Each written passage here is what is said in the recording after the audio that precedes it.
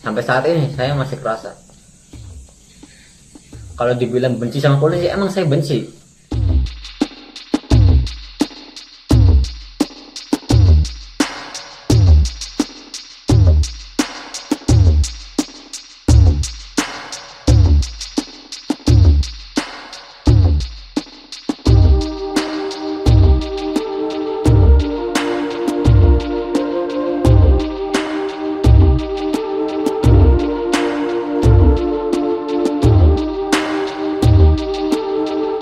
Kenapa sampai tinggal di rumah bertiga? Tadi sih kepengennya sih di rumah, tapi di rumah tuh nggak nyaman gitu.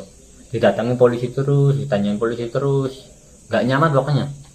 Banyak yang datengin. Apa yang dilakukan polisi? Ya saya nggak sempat ketemu juga. Saya juga pernah dibilang sama Bu Titin kalau ada yang bertanya dari kepolisian atau wawancara harus bilang ke Bu Titin dulu. Harus ada izin dari Bu Titin dulu. Terus siapa yang nemuin polisi ketika ke rumah? Ajak atau ibu atau siapa?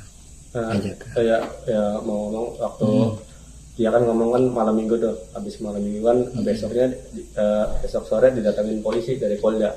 Sama dia bilang ke saya itu ada polisi, saya nggak mau ketemu, saya masih trauma, makanya saya temuin. Saya itu tuh ada dari pembina Kesambi lah, dampingin pembina Kesambi banyak, sekitar berapa ya, sekitar dari 6-8 orang lebih lah gituan. Dia ngira saya ini Saka karena kan dia mirip-mirip lah, terus saya ngasih tahu tujuannya sama, dia nanyain si yang 3 itu. Saya juga udah bilang, Pak, sebelumnya juga sama Pak, dari Polsek Kesambi, dari Polres, dari Polda udah didatangin Pak sebelumnya, dan jawabannya juga sama. Saka ngomongnya gitu-gitu terus Pak. Terus iya, terus kan kemarin habis ngomong kayak gitu, jadi dia tekanannya makin tinggi tuh Pak. Makanya saya bilang mohon maaf Pak, sebelumnya adik-adik saya belum bisa ketemu buat sekarang, nggak mau nemuin dulu. Dia masih trauma ya. Kalau Saka kan ya itu masih ingatannya sama polisi itu masih ingat banget dia diapain apa, makanya dia masih trauma buat ngomong sama polisi tuh. Apa yang membuat Saka sangat trauma? Ceritakan sedikit. Dari penyiksaan, pemukulan, kekerasannya sampai disetrum. Sampai saat ini saya masih kerasa.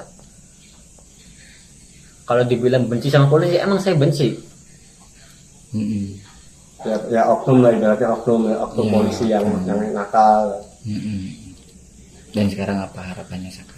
Ya kepengen saya pribadi, saya tahu kepengennya nama saya bersih lagi kayak dulu lagi, kayak gitu.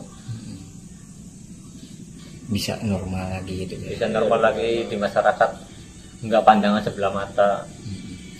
Bisa berikan penegasan bahwa Saka memang betul-betul tidak tahu dan tidak terlibat. Silakan Saka. Bahwasanya saya tidak melakukan apa yang dituduhkan. Saya kepengennya itu normal biasa kayak dulu lagi. Ya, penekanan kalau Saka itu emang nggak salah. Bahwa Saka sebenarnya tidak bersalah sama sekali. Terus juga banyak tekanan juga Pak, dari oknum-oknum polisi waktu itu. Sehingga akhirnya terpaksa mengakui. Padahal bukan kesalahan Saka sendiri. Karena di malam minggu itu Saka tidak tahu menahu soal itu. Di malam kejadian malam minggu itu juga Saka tidak tahu menahu. Saka posisi ada di rumah.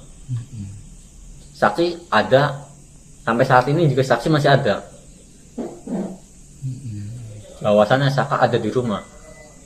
Dan pergi ke bengkel itu ya. Iya. Dan pada saat penangkapan pun itu sangat, mohon maaf, salah tangkap dan tidak prosedural. Ya betul. Nggak ada surat. Nggak ada surat sama penangkapan, nggak ada surat. Oke.